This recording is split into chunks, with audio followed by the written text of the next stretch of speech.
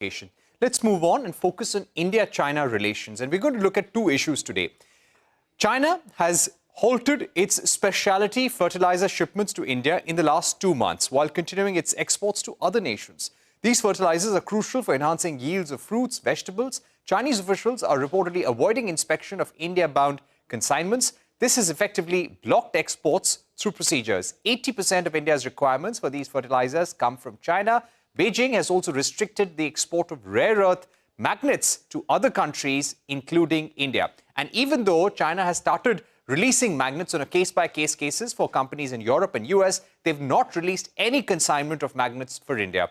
Now, taking this discussion on fertilizer forward, I'm now joined by Rajib Chakraborty, National President, Soluble Fertiliser Industry Association. Thank you so much for joining us, Rajib Chakraborty. Let me begin by asking you, China was always blocking the supply of specialty fertilizers, but has this now completely come to a halt? What has changed? Thank you, Parikshit, for having me in this show.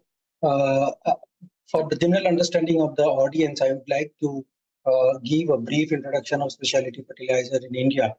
Specialty fertilizer is different from the subsidized fertilizer. In India, fertilizers are governed by Fertilizer Control Order. There are two categories of fertilizer. One is subsidized fertilizer. In this category, there are products like urea, DAP, SSP, and all. For these products, India is self-sufficient. For the specialty fertilizer, which is non-subsidized, there are four categories of fertilizers. One is soluble fertilizer, which is the primary nutrient supplier, the organic fertilizer, micronutrients, and biostimulants. For these fertilizers, we are dependent on external sources. India started using water-soluble fertilizer in 1993. The major recognition came in 2002 when the government listed water-soluble fertilizer in FCO, and then onwards, this revolutionary fertilizer started showing its results. It can be seen from the growth in grape cultivation and the success in grape cultivation. It's a great story that is to be narrated, and it is to be followed everywhere. Now, the specialty fertilizers are some fertilizers which are actually replacing the subsidized fertilizers. So it is why it is so important, because it is very high yielding, low in residue, high in quality. It makes the fruits and vegetables exportable, longer shelf life. It is very nutrient rich, and above all, it is highly profitable for the farmers. Yes, you are correct. Right. China has been putting ban on restrictions or delaying consignments for quite some time. We as an association have been negotiating with CCPIT and other organization in China to get the supply sources stable. This time China has restricted it in a different mode, and it is very sudden. So consignments are not coming to Indian ports. Okay. Have you taken this up with the Indian government so far? Can we also link it to the rare earth magnet issue? China, for the last 3 to 4 months, is not releasing rare earth magnets to India. This is a worldwide policy, but in India's case, they're not giving licenses at all. Have they stopped fertilizer, specialty fertilizer exports to all nations, including India? Or here, there is a specific treatment for India itself? Earlier, there was delay for all nations. But this time, some consignments are going to other nations, but not to India.